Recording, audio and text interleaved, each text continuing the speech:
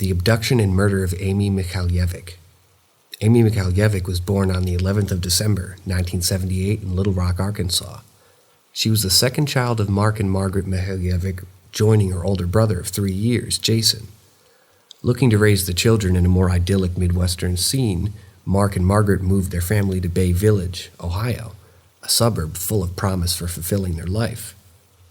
Mark found employment at a General Motors while his wife Margaret secured a job at the Trading Times magazine, and their 2 kids, Amy and Jason, entered the public schooling system. As Amy grew older, she found an interest in many hobbies and subjects, but nothing matched her love for animals, especially horses. This love soon spread to all Mother Nature and the greater outdoors. Creating her own adventures around town, Amy became quite the explorer. Through her storytelling and fantasy, she brought her spirited imagination to life. At school, Amy's outgoing personality brought forth a number of friends. She was extremely social and infected those around her with her vibrant energy. She relentlessly exuded it. Just like her brother, Amy excelled academically in school, displaying a strong potential for a future in education. She also engaged herself in athletic activities both at school and around the Bay Village, becoming an avid swimmer as she grew into adolescence. Despite Amy's forward-thinking mind and social inclinations, she had not been keen to interact with adults.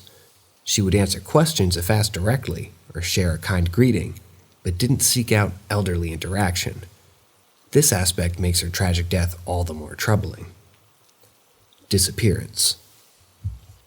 Leading up to the 27th of October, 1989, Amy received a phone call from a mysterious caller who informed her that her mother, Margaret, had received a promotion at work. He had asked Amy if they could meet in a public place to buy a gift for Margaret. Amy agreed to the proposal before arranging a meeting at the shopping center at the Bay Village Middle School at the end of the week. Over the next few days, Amy told a few of her close friends at school about her meeting, thinking it would be completely innocent and nothing but a kind gesture for her mother. However, she didn't tell her parents about the man or the phone call, acting normally around the house. Early in the morning, at the hours of Friday, October 27th, Amy prepared for the upcoming school day, behaving casually and excited for the weekend.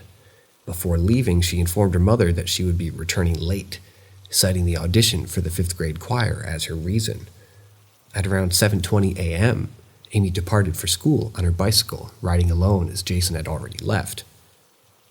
For the remainder of that morning, up until class was dismissed at 2:04 p.m., Amy spent the day as if it were any other Friday, exhibiting no signs of stress or worry. 11 minutes later, Amy walked down the street from the middle school to the shopping center on the corner of Wolf Road, just across the street from the local police department.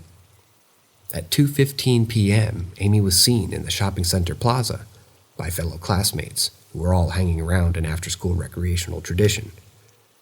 Soon afterward, Amy was approached by a 31-year-old white male, standing around 5'9" and sporting brown hair. This would turn out to be the last confirmed sighting of Amy, before disappearing from plain sight along with an adult male figure. 40 minutes later, Jason rang his mother from their residence, alerting her about Amy's absence.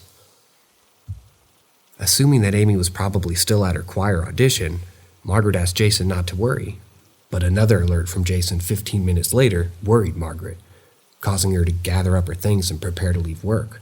And just at this moment, she received a call from Amy.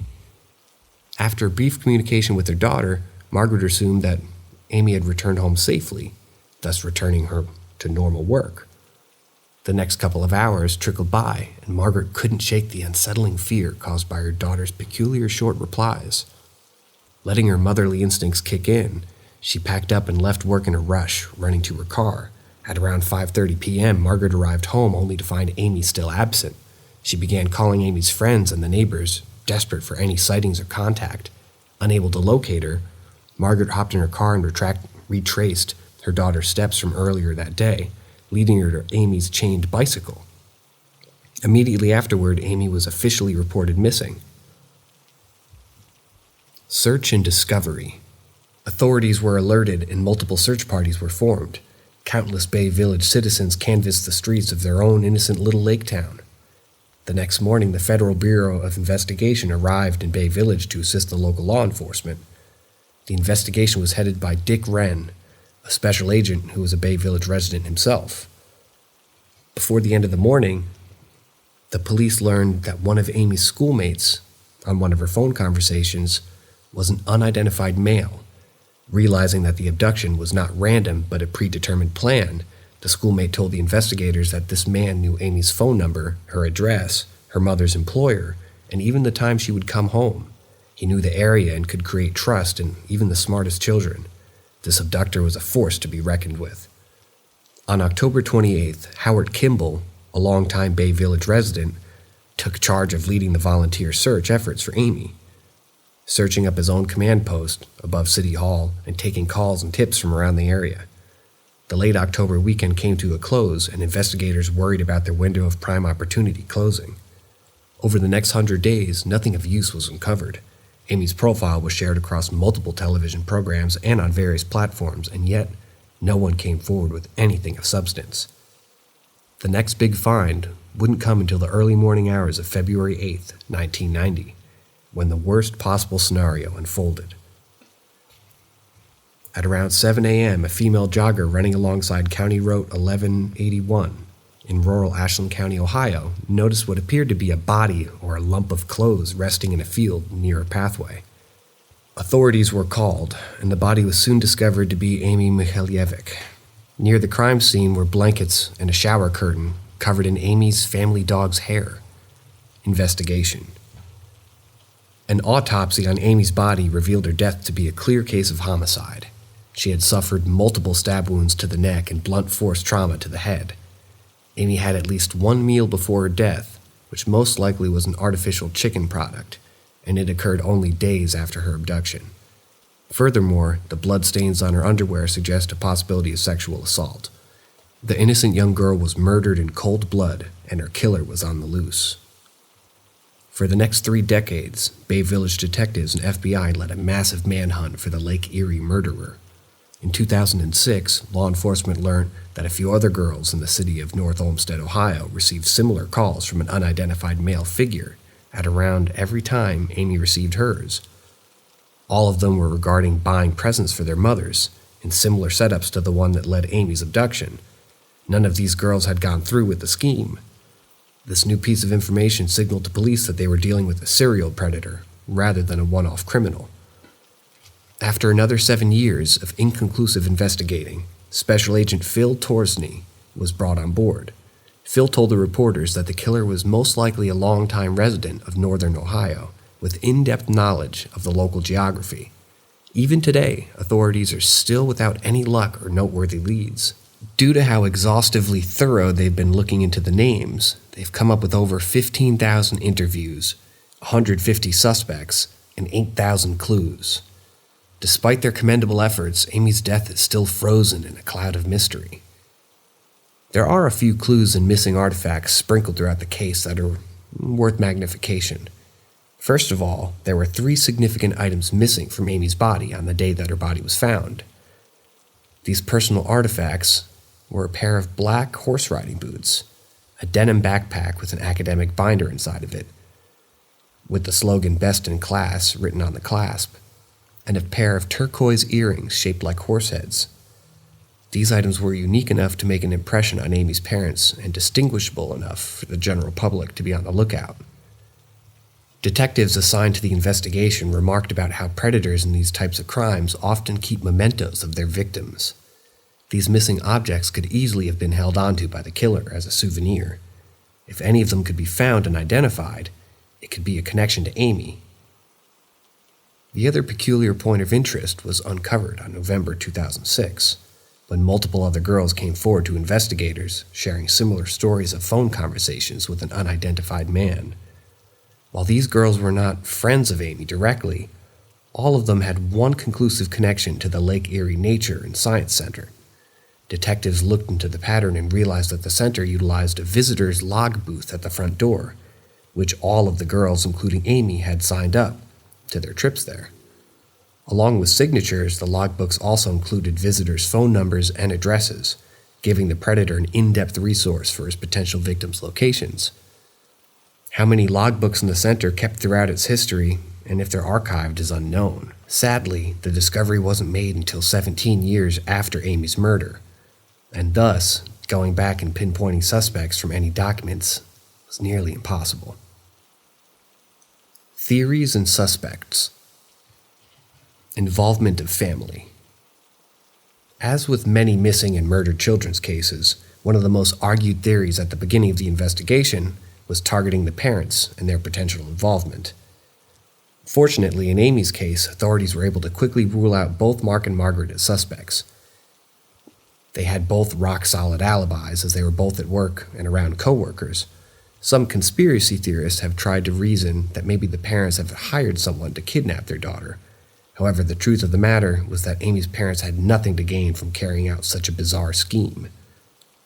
Most of the other early theories also revolved around friends and family members.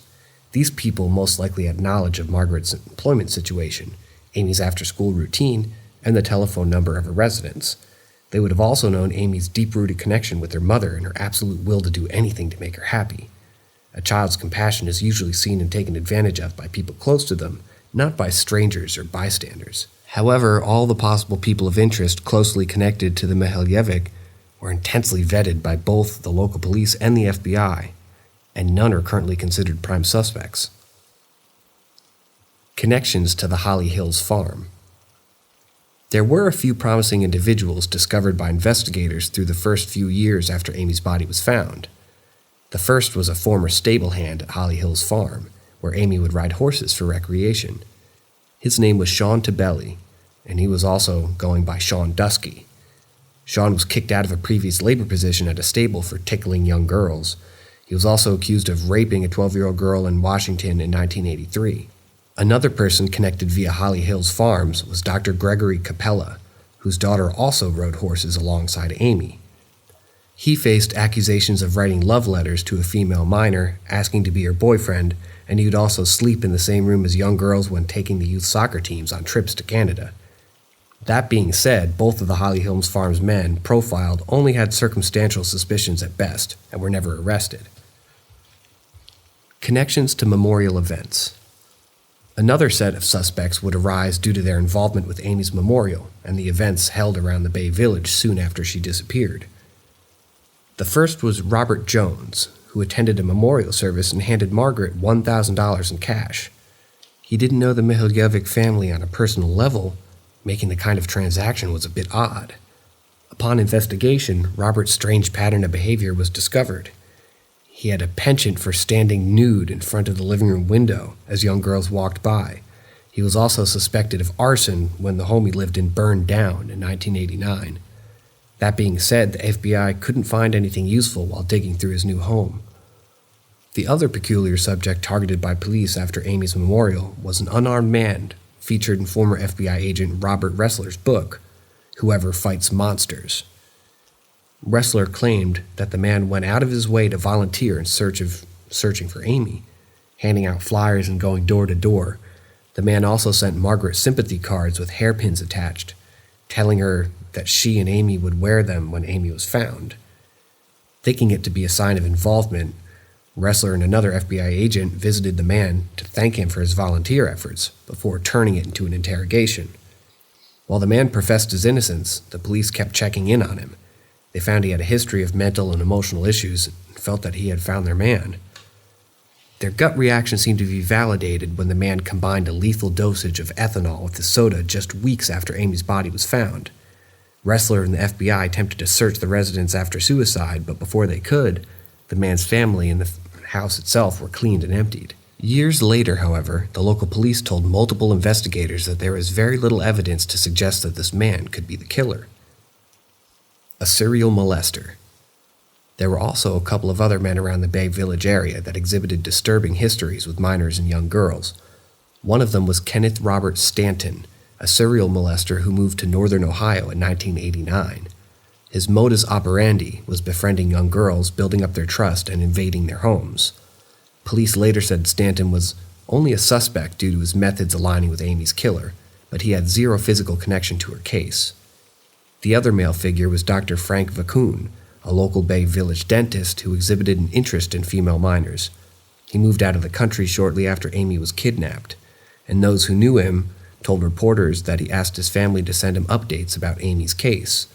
What happened to Frank is unknown, but some say that he had beaten his wife and fled to Costa Rica. Dean Runkle. Out of all the men investigated, interviewed, and implicated in Amy's case, none stand out more than one suspicious figure researched by longtime journalist and expert on the case, James Renner. In November of 2008, Renner published an article titled Person of Interest, detailing the history of his personal search for a man by the name of Dean Runkle. Dean Runkle wasn't just a character of the northern Ohio suburbs with vague connections to the Mihaljevic family or a semi-shady past. Rather, Dean was the first and most prolific suspect, intersecting with all of the girls who received strange calls from an unidentified man in the late 1980s. He worked as a volunteer at the Lake Erie Nature and Science Center in 1989. But none of the former employees of the center had remembered his name until a man named Tom Pachensky called up Renner in August of 2008. The man told Renner that his former 8th grade science teacher in 1991, Dean Runkle, would talk about the Lake Erie Science Center to his classes. This was the volunteer booth that Renner and the FBI wanted to investigate, and thus the profiling endeavors began. Dean Runkle was born in the mid-1940s in New London, Ohio, on a farmhouse only a few miles away from where Amy's body would be found. He lived in a turbulent early life, dealing with an abusive father and the tragic death of his 6-year-old twin sister in 1950. Nevertheless, he went on to develop a love for science and biology and studied at Bowling Green State University. Soon after graduation, he found employment as a 7th grade science instructor at Vermilion Junior High School in 1967. Dean was a colorful individual who implemented film and photography with his students. This habit seemed to run deeper into his private life as he would take videos and photos of his students and cut and develop the film. When he wasn't teaching, Dean took time to play ragtime piano at venues around the country, including Disneyland. By the time he returned to teaching, Dean Runkle assembled a miniature conservatory in his classroom with various animals and creatures. This led to involve his students even more outside the lectures, calling them his assistants and allowing them to spend time in his home after school. Citing health concerns, Dean abruptly quit his position in 1987. He moved back to New London and worked at a pet store, delivering mice to nature centers around the area, including the Lake Erie Science Center. It didn't take long before Dean secured another teaching position at the Nord Junior High School, where he built another miniature zoo and used students and his after-school assistants. Once more, he quit out of the blue, but this time without any apparent reason. Curious about Dean's personality and the relationship with his students, Renner reached out to over 500 of his former middle schoolers, now adults in the real world. By all accounts, he heard back a lot of positive feedback regarding Dean's infectious energy. However, he also received a fair share of secrets revealing a darker side of Dean and a pattern of disturbing behavior. First were the stories of animal cruelty. For one instance, he had pulled a prank on a friend by dipping a cat in liquid nitrogen, freezing it, and letting it crash into multiple pieces on the floor. Then there were copious instances of creepy incidents with the kids. One female student recounted his inappropriate behavior with minor girls. Another male student recalled his propensity for telling sexual jokes to the boys, going as far as to hint that he liked kids before they hit puberty. Another former female student thought Dean was the closest match to a police sketch of Amy's kidnapper. While she confronted him, his eyes popped out of his head before he walked past without saying anything. Another one of Dean's female students came forward with a disgusting revelation. She claimed to overhear Dean tell a couple few administrators that he wished he was the father of a baby held by a pregnant 8th grader. One of the most glaring pieces of evidence against Dean is an incident that occurred with another student of his, in which they were caught alone in Dean's gold-colored Pontiac. Both the school's principal and the police were aware of the situation, but let Dean off with nothing more than a warning. Amy's body was found with a microscopic gold fiber, researched to be those of a GM automobile, most likely a model for the mid to late 1970s. Dean's gold-colored Pontiac fell in line with this clue. Renner tried to track it down, maybe to a junkyard, but the car had already been scrapped. When Renner carried out this investigation in 2008, he paid a visit to Dean in Key West, Florida, where Dean had fled in 2003 before managing a fast food restaurant. Dean vehemently denied any involvement with Amy or her murder, saying that he always cooperated with the FBI, including taking lie detector tests. Furthermore, he claimed he was always at school after hours and he wouldn't have time to go shopping and abduct Amy so soon after the final bell. While the evidence is circumstantial at best, the clues and patterns associated with Dean definitely suggest something more sinister could have been at play. However, there's an equal chance Dean didn't do the kidnap and didn't kill Amy. Those who described Amy's captor described him as having dark brown hair, but Dean's hair is a dirty blonde. Conclusion. Was Dean Runkle the man responsible? It's certainly possible, but so too are any of the other names that the FBI listed in their investigation.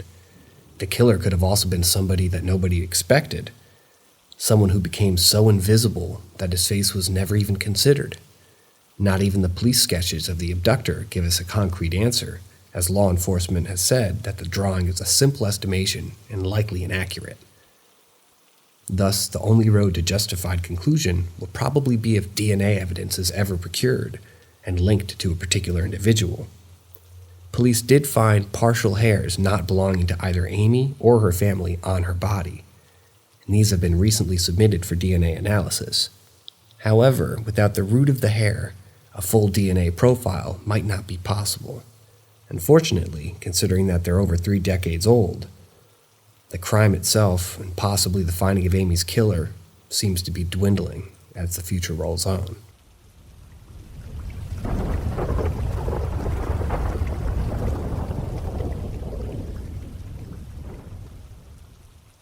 Welcome to Paranormal M, the channel that explores the most mysterious and unexplained phenomena. Don't forget to hit that subscribe button and turn on notifications so you don't miss out on our latest spine-tingling tales. Hope you're ready for an unforgettable journey. The Cursed Mansion Across the Road. This experience happened a while back, but I thought I might as well share it on here for you guys to read. So in the mid-2000s, I lived in this house with my dad, my mom, and my sister. Across the road from this house was this massive mansion, which had a lot of residential turnover, which my family included believes is cursed. My sister and I were kind of scared of it. It was always a big dark house that felt uninviting and cold. When my family moved in, it was a wealthy businessman living in the mansion across the road, who moved in a few months before us. This guy was really rich, luxury cars, massive dinner parties with his rich friends. He owned a bunch of businesses and started a new business shortly after we moved in. And after almost 6 months of starting this business, he went bankrupt. He lost everything. He sold all of his luxury cars and he had no more dinner parties, and he was quickly an alcoholic. He ended up selling his house because, of course, he couldn't afford it. After he sold the house, a young recently married couple moved in. I have no idea how they afforded the house, but nonetheless, they moved in and settled in quickly. My parents actually became quite good friends with them, and we'd have them over for dinner occasionally. They stayed in the house for about 2 years, but within that 2-year period, they had 3 miscarriages. The wife ended up becoming depressed and even had to be committed to a psych ward because she was thinking about ending her own life.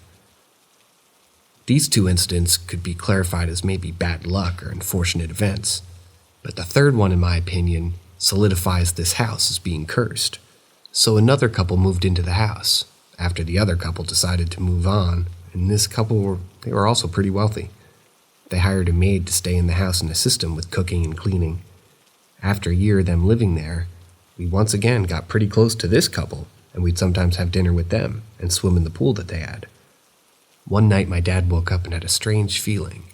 He heard something outside, so he looked out of his bedroom window and saw a maid packing her car in the middle of the night. The couple that was living there was maybe away for the weekend or something like that, and the maid was staying at the house. He thought it was weird and was a bit concerned, but didn't think much of it and went back to sleep. After he went back to sleep, he had a dream that the maid ended up ending her own life in the garage of the house. He woke up in the morning a bit shaken from his dream and had a sort of sixth sense feeling. He decided to go over there and check if everything was okay. He rung the doorbell but didn't get an answer. He decided to go around the back of the house and see if the back door was unlocked. The back door was unlocked, so he went in. He entered the living room and saw a maid hanging from the chandelier. He instantly ran home and called the police and ambulance, but by that point, it was far too late. I remember seeing my dad after the event, and he was white as a ghost. Of course, he didn't tell us what had happened, as we were very young at the time.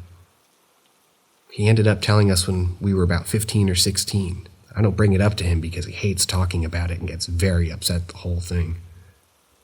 We moved a little while after that event happened. I still have no idea what happened to the next family that moved in, but I seriously hope that nothing bad happened to them. I know this story's kind of hard to believe, but whenever I tell people about it, sometimes they don't believe me, but I can wholeheartedly swear that this happened, and to this day I'm convinced that the mansion was cursed.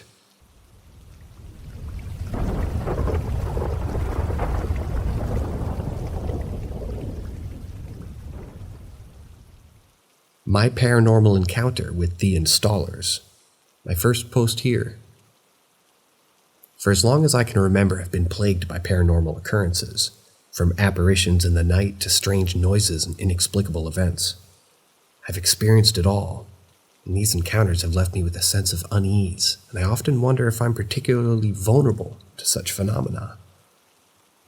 One of the reasons why I believe I'm so susceptible to these experiences is due to the near-death experience that I've had. One such experience occurred during my childhood when I passed away in the hospital. It was a harrowing ordeal that left an indelible mark on me. Since then, I've been convinced that I have a connection to the supernatural realm. Despite my lifelong fascination with the paranormal, I've kept my experiences to myself, and it wasn't until recently that I decided to come forward and share my story. The incident that prompted me to do so happened last year in my new home. It was a typical day, and I was in my bedroom when I saw 2, perhaps 3 foggy humanoids opening my closet door. Although the figures were semi-transparent, the closet door moved and opened. I watched in fascination as they mounted a strange device on the closet shelf near the top of the wall. Once they had finished, they turned to look at me, and one of them even smiled. Then, as sudden as they had appeared, they turned into wispy apparitions and disappeared through the exterior wall. The experience left me shaken, but it wasn't the first time I had encountered these installers. I had a similar experience in my previous home, which I may share at a later time. Although I couldn't see a physical device mounted on the shelf, I knew that something was there. I tried to place an item on the shelf to test my theory, but it was as if an invisible force prevented me from doing so. I remain on edge waiting to see if something similar happens in my new home, since I recently moved yet again. Perhaps they are following me, or maybe I'm drawn to places where the veil between this world and the next is thin. Whatever the reason, I'm certain that my encounters with the paranormal are not yet over.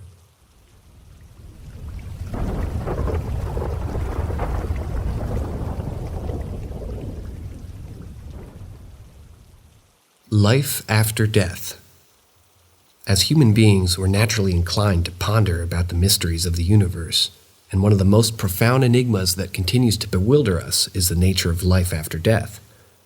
Recently, while pursuing the vast subreddit of unexplained phenomena, I stumbled upon a video that captured an eerie sighting of a malevolent spiritual entity.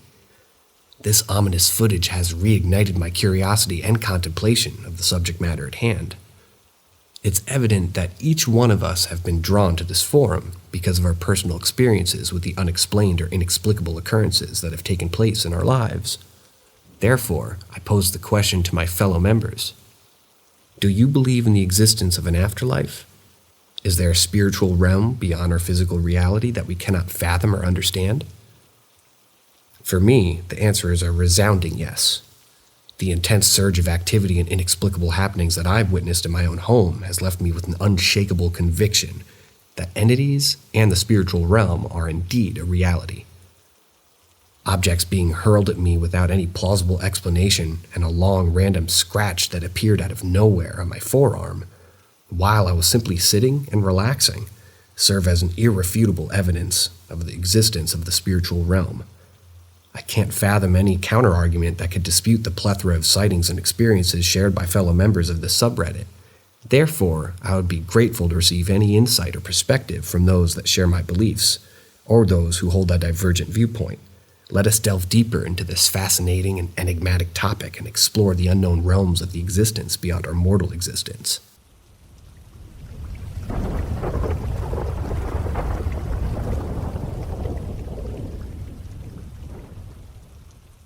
Pregnancy, spiking activity. Throughout the generations of my family, a peculiar phenomenon has been observed, a recurring activity that happens every time someone in my family gets pregnant. It's as if the universe itself acknowledges the creation of the new life, and a subtle but palpable energy manifests in the environment. My parents have always recounted how they would hear 3 knocks and just feel a presence during both my sister and my time in the womb. But in recent times, there's been a significant increase in the paranormal occurrences in my household, and it's left me questioning the connection between the pregnancy and the spiritual realm itself. The inexplicable events that have transpired have left me unnerved and bewildered. One night while I was in the bathroom, I distinctly heard 3 sharp knocks on the door, which sent shivers down my spine. The air around me felt charged with an otherworldly energy, and I had an unshakable sense of presence in my room. It was as if something or someone was trying to communicate with me. To my astonishment, my sister, who had recently announced her pregnancy at 3 months, experienced an even more intense encounter. She witnessed a crocodile being lifted up and dropped on its own, a sight that left her both terrified and mystified. This bizarre occurrence has only added to the strange and eerie events that have taken place in our home, leaving us with many unanswered questions. As I pondered on this surreal turn of events, I couldn't help but wonder if there was a deeper meaning behind it all. Was pregnancy somehow connected to the paranormal world? And if so, what was the significance of the 3 knocks? Was there a message trying to be conveyed, or was it merely a coincidence? I turned to the knowledge of members of the subreddit for their insight to this unexplained phenomenon.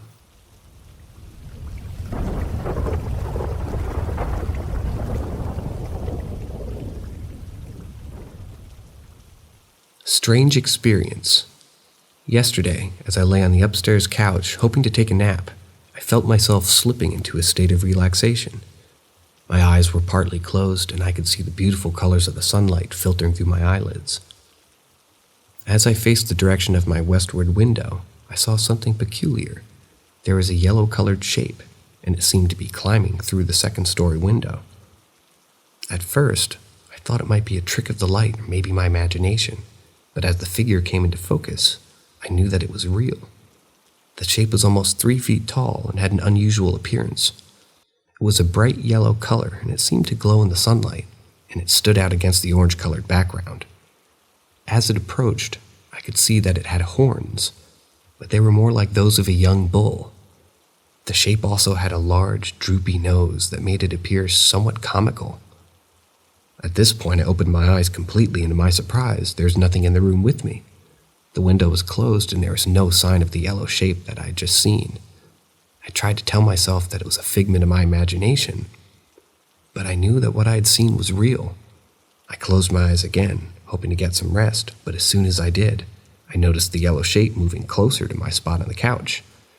I began to feel uneasy, and I thought to myself, please, not now, I'm too tired. The shape continued to approach until it was only a few feet away from me. I could see it clearly now, and I noticed that it was still waving at me with a friendly gesture. Just as I was beginning to feel afraid, the yellow shape suddenly stopped moving. It turned around slowly and began to walk back toward the window. As it climbed out, I saw it stop and wave at me one more time before disappearing below the windowsill. The whole experience left me feeling shaken and confused.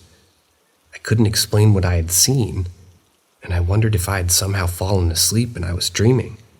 But the memory of the yellow shape remained vivid in my mind, and I knew that what I had witnessed was real. I couldn't help but wonder what it all meant, and if I'd ever see the yellow shape again.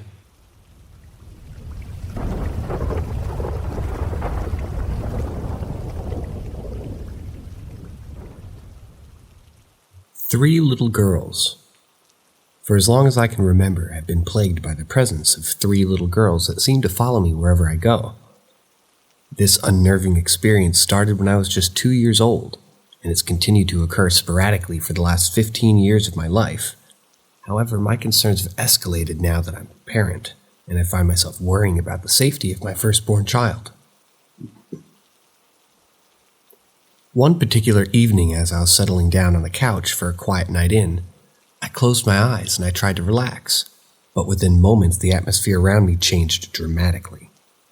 I heard an unmistakable sound of 3 distinct little girl voices giggling and whispering in unison.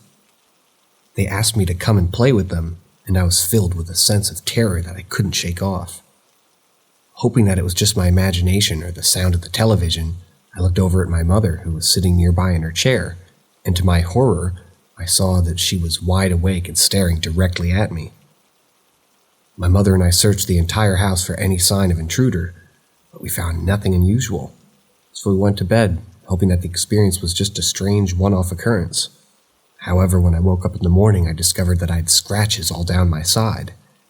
This was just the beginning of the series of bizarre, unexplainable events that would occur over the years, all of which involved the same eerie giggling and the appearance of these 3 little girls. As time passed, I found myself in a new home with my current wife, and even she has experienced this strange phenomena with me. The most recent occurrence happened just 5 years ago, but now I worry more than ever before as I've become a father to a beautiful 5-month-old baby. The fact that these strange happenings have continued to occur, despite my changing living situations, have left me feeling utterly perplexed and increasingly concerned for the safety of my family. I've scoured the internet and consulted with experts, but I've yet to find any satisfactory answers or explanations for what's happening to me. The only thing that remains certain is that the presence of these 3 little girls is very real, and their giggling and scratching have become a familiar and unnerving part of my life. I'm left with a sense of unease and trepidation, wondering what will happen next, and hoping that one day I'll find the answers that I seek.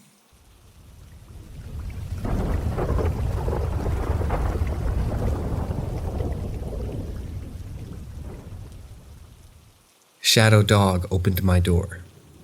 As I drifted off to sleep, little did I know that I was about to experience a harrowing and inexplicable encounter that would leave me questioning the very fabric of my reality. In the midst of my slumber, I saw a dark and ominous figure, a large black shadow dog with piercing red eyes, chasing something across my path. It was a surreal and terrifying sight, one that would have shaken anyone to their core. But what followed was even more perplexing. Suddenly, I was jolted out of my sleep by a loud slam and the gust of cold air rushing into my room. To my shock and horror, I found out that my patio door, a door that's never used at all due to its stickiness, was wide open. I was utterly perplexed, as there was no rational explanation for how the door could have been opened. I live alone, and there was no way anyone could have accessed the balcony from outside, and there were no stairs leading up to it. The wind was also not strong enough to have opened the door, let alone with force required to move such a sticky door. As I sat there stunned and bewildered, I began to contemplate the possibility of paranormal activity. Could it have been the shadow dogs that I had seen in my dream? Why would they need to open the balcony door in such a manner? What were they chasing? And what could these shadow dogs signify? These questions plagued me, and I was left with an overwhelming sense of fear and unease. I never experienced anything like this before, and I didn't know how to make sense of it. I turned to the internet hoping to find others who had shared similar experiences, but no avail. As I delved deeper into the world of the paranormal, I realized that there were many theories and beliefs surrounding shadow dogs. Some that spoke of them as guardians, while others portrayed them as malevolent entities. The more I read, the more confused and scared I became. In the end, I was left with more questions than answers. What had I witnessed, and why had it happened to me? The experience shook me to my core, and I couldn't help but wonder if there was more to this world than what met the eye.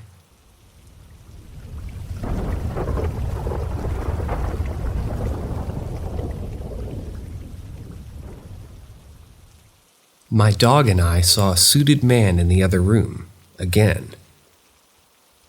It was a quiet night, and I was sound asleep when I was suddenly awoken by the sound of my dog barking frantically.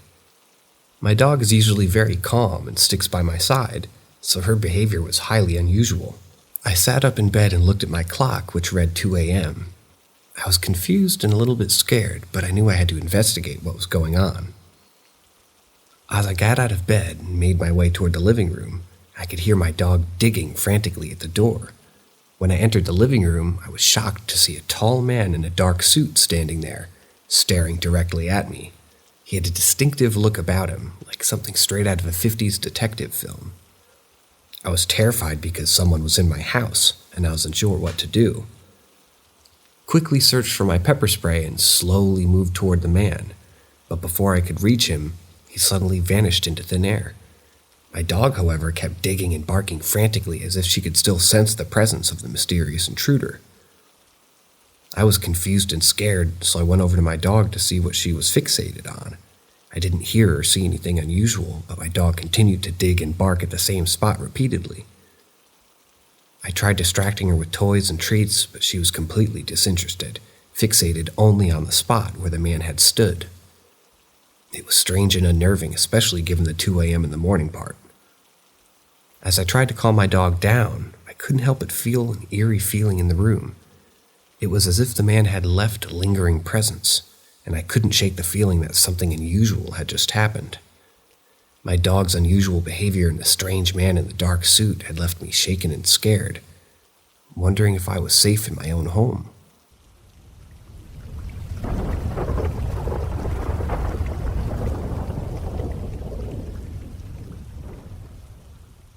What is this creature, half deer and half dog? Last night I experienced something truly bizarre and unsettling, and I'm hoping that someone on this forum can help me to understand what it is that I saw. I'm new to Reddit and I'm unsure of where else to turn, but I'm desperate for answers and explanations. I live in a house with a second-story bedroom that has a deck outside the window, and it was on this deck that I saw the creature that has been plaguing my thoughts ever since. In the middle of the night, I awoke to find a creature standing outside my window, staring directly at me while I slept. It had the head of a large deer, but its body was that of a medium-sized black dog. Standing about 2 feet tall on its hind legs, I felt an overwhelming sense of unease and discomfort as I looked at this strange and otherworldly creature, as there was no logical explanation for how it could have climbed up to the second story of my house. Feeling bewildered and disoriented, I vocalized my concern to my partner, asking why there was a deer staring at us through the window. But as soon as the words left my mouth, I realized that the eyes were not actually open. And that was not looking in my bedroom, but instead something else entirely. Despite this realization, I was fully awake and aware of my surroundings, able to move and speak with ease. This couldn't have been sleep paralysis, as I had full control over my body. To make matters worse, the creature disappeared just as quickly as it had appeared, leaving me feeling rattled and shaken. I spent countless hours researching the possibility of some sort of fae or other supernatural creature that might fit the description of what I saw, but I've yet to come across anything that fully explains my experience. The more I think about it, the more convinced I am that what I witnessed was not of this world, and that I may never be able to fully understand or explain what happened to me that night.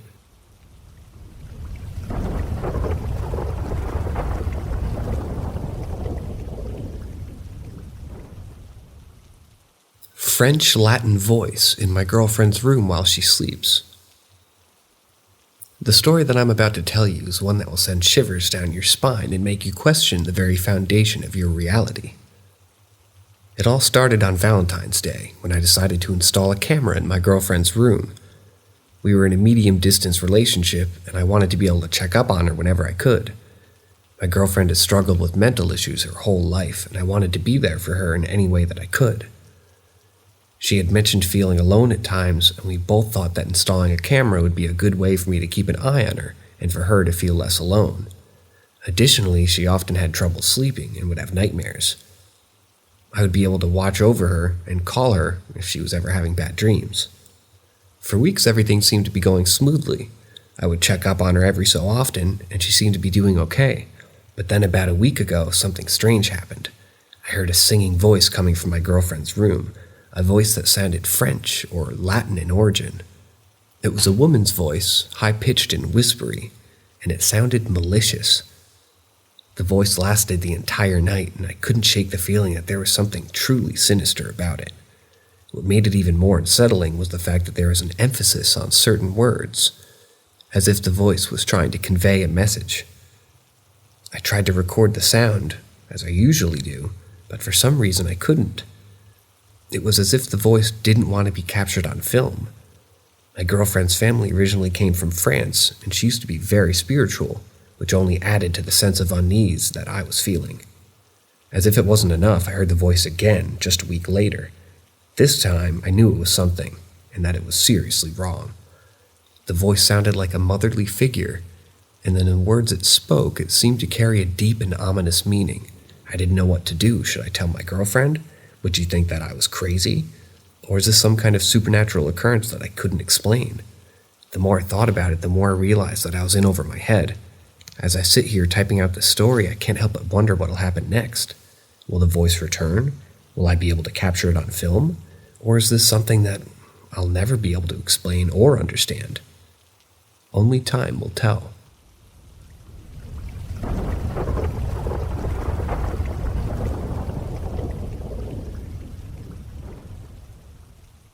Have you seen those yogurt commercials with Jamie Lee Curtis?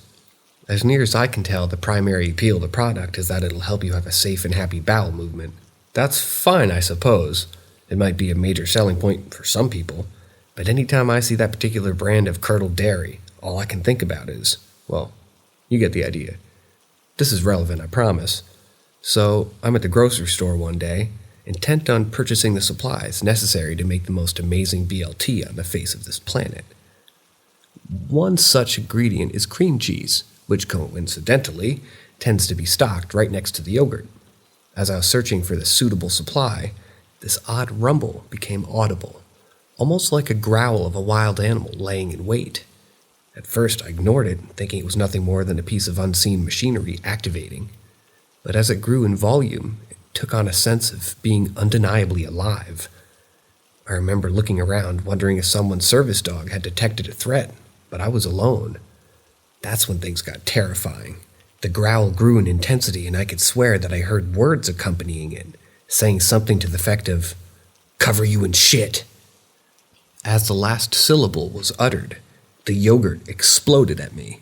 Packages and serving-sized containers came flying off the refrigerator shelves, while the growling voice repeated, "Cover you in shit." Suffice to say, it didn't help me in my association with that particular product, and it reduced me to a screaming mess. Someone must have heard the commotion because an employee came running in to check on me. When I described what had happened, he got this really nervous look on his face and apologized to me. There I was, expecting to be chastised for vandalizing the display, and learning, based on the worker's reaction, that this sort of thing had apparently happened before. Now, when I've described this in the past, people have offered the suggestion that someone, maybe a crazy homeless guy, had gotten to the back of the store and was enacting a bizarre vendetta against yogurt. There's only one problem with this theory. The area suggested was one of the sort that was stocked from the front, not the back. Supposedly, there is nothing behind the shelves but a concrete wall.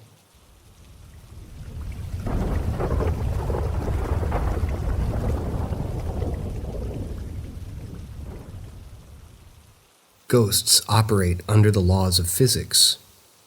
When contemplating the concept of time travel, one must consider the intricacies of space and energy.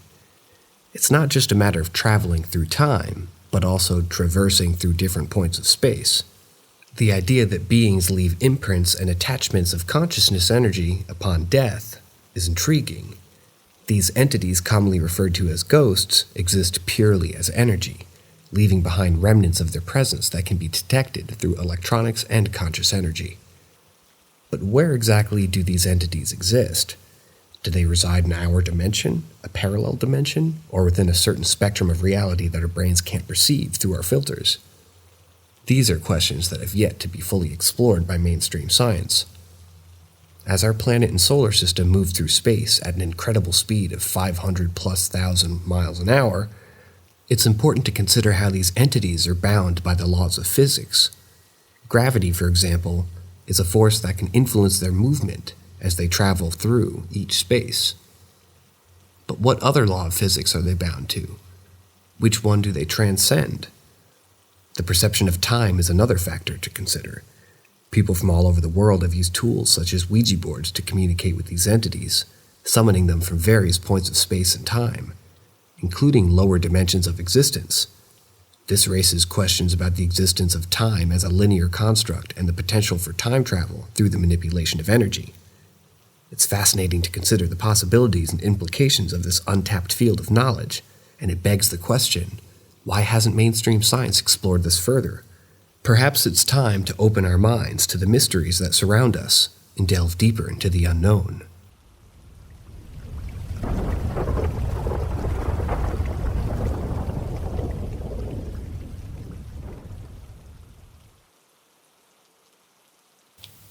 The first time I actually saw a full apparition.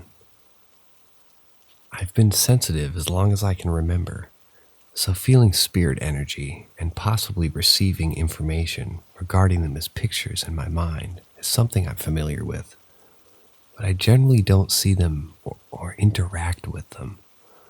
My sister and I decided to live together, and she bought a house built in the late 1930s. I've always liked old houses for various reasons. Well, from the first night I spent there, I felt very specific energy that seemed to attach to me. It felt female, and I got the impression she was not thrilled about either myself or both of us moving into her territory. Always watching over my shoulder with disapproval, other things occurred there as well. But this is mainly about her. It seems she's always watching me and grumpy about everything I did. Anyway, a few months living there, and I got sick with strep throat and was in bed sleeping when I suddenly woke up with the feeling of being watched particularly strong. I opened my eyes, and there standing in the doorway to my room was a lady I'd never seen before. She looked solid, like a living person. I can see every detail except shoes, because she didn't have any limbs past the hem of her blue house dress, so nothing from below the knee. Her expression was of stern disapproval, but no malice. She had salt and pepper brown hair to her shoulders and looked to be in her 40s or 50s. I blinked and she winked out of existence, leaving me staring, confused, at a now empty doorway. I knew immediately she was the one always looking over my shoulder, from the frown on her weathered face and the energy she gave off. I have never since actually physically seeing a spirit, and was shocked by how oddly normal and solid she was. I lived there only for a year and a half, and that was the only time I actually saw her. She messed around with things here and there, and her opinion of me never seemed to improve. Nothing about her was frightening or felt bad or like to think she was just checking in on my sick butt for whatever reason. So yeah, that's it. The house had a vortex, and many things came and went, and there were other weird things that happened there, but I'll never forget her. My sister still lives there, and she says activity settled down once I moved out, and only occasionally the odd thing will happen. Anyway, that's the one and only time a spirit showed itself to me, and I thought I'd share.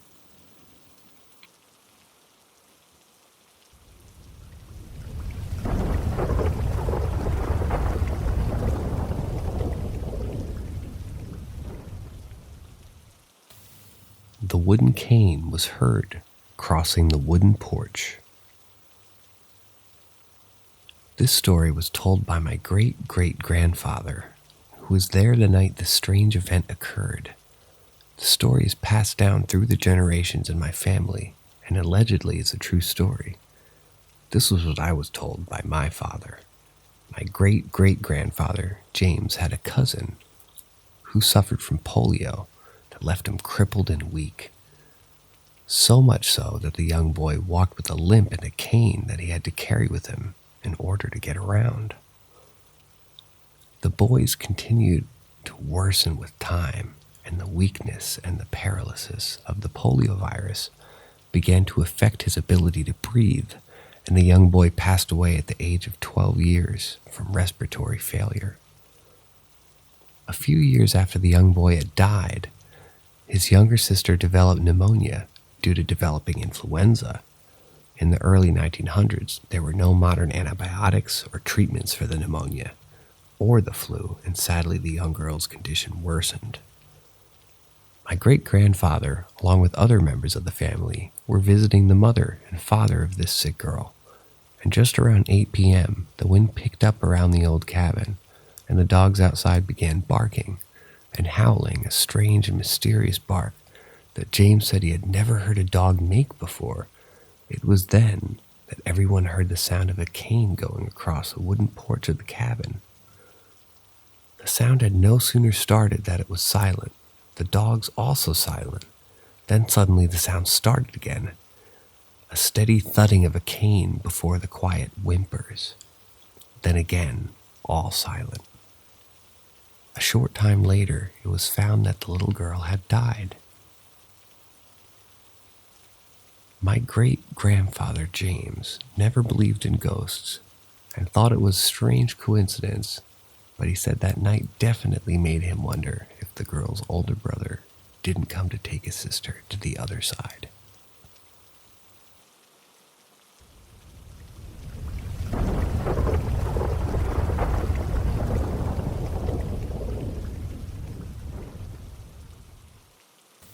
Red Face Encounter.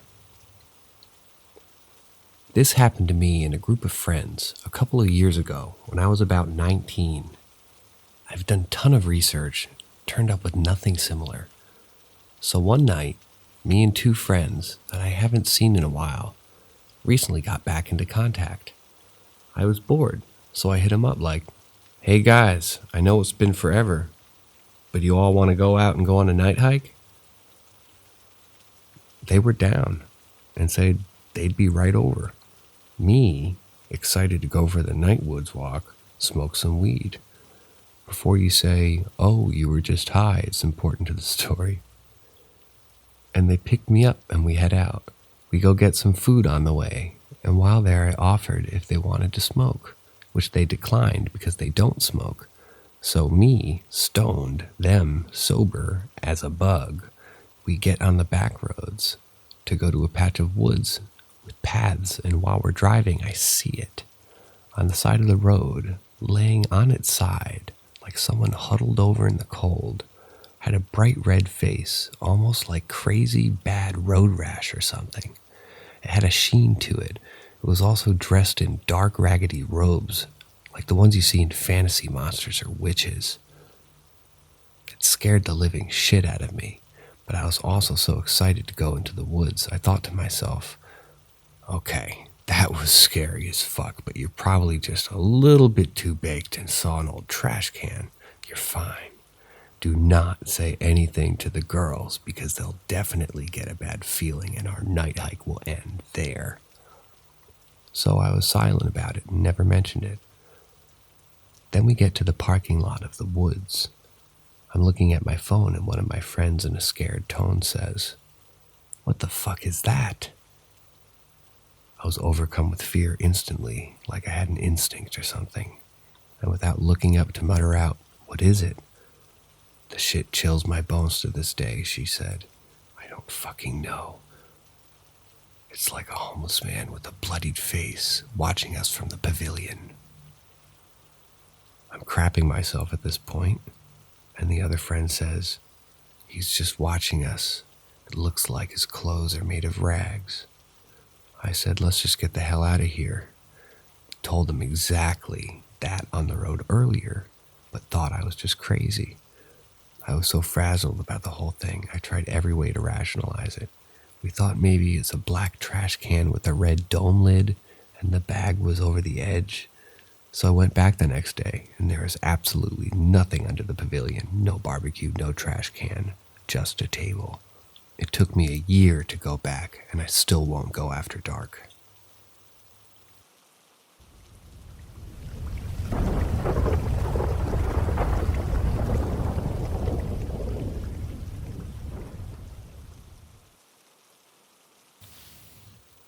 encountered a weird shadow.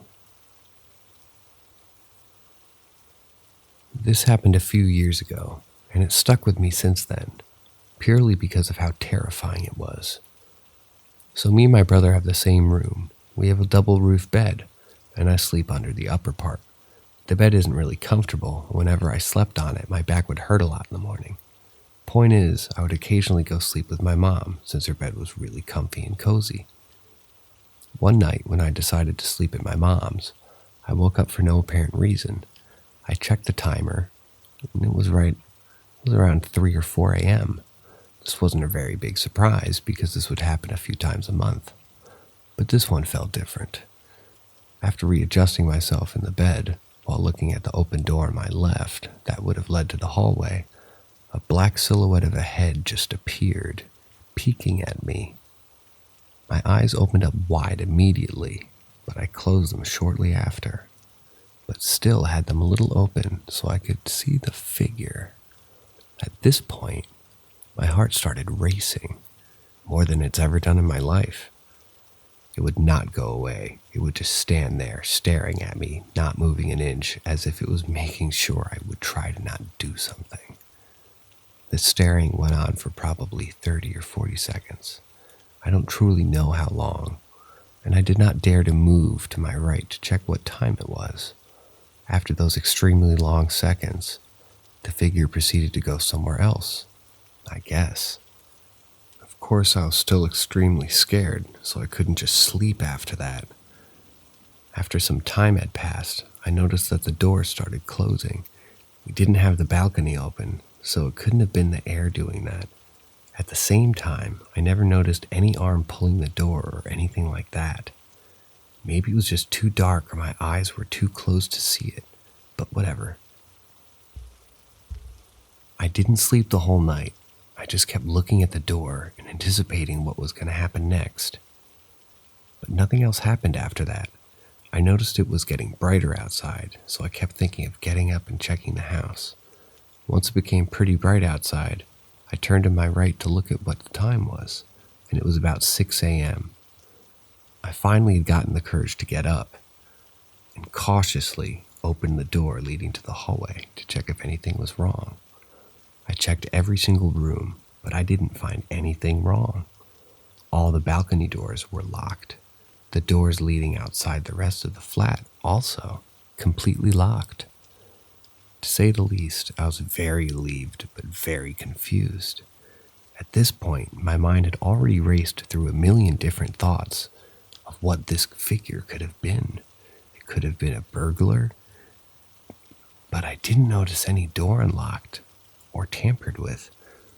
I told the story to my brother. He told me that maybe it was him because he would occasionally check up on us at night to make sure that we were okay.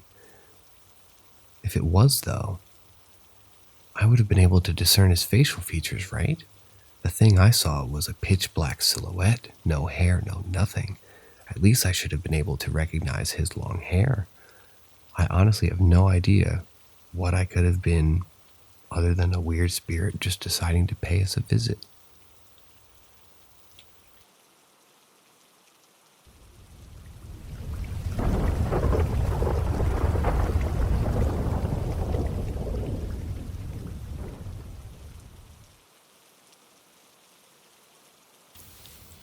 Ask Reddit 1. Driving through the night from Mississippi to arrive in South Carolina by daybreak, I was on a pretty tight schedule to catch a ride from Greenville up to Pennsylvania for a friend's wedding. Right on the outskirts of Birmingham, Alabama, I turned into a gas station that's normally pretty brightly lit. I've been this way many times before. However, on this weirdly black windy night, the gas station is incredibly dim. And strangely, there's nobody out. I mean, nobody. I haven't encountered any oncoming traffic in miles, and there's no one in the gas station but the clerk. It's around 1:30 a.m. I get a super spooky feeling as I pay for my gas and cheap gas station coffee.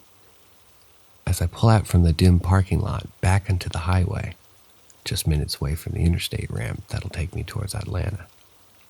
My headlights land on a white figure standing dead in the center of my headlights, almost seeming to glow against the pitch black night.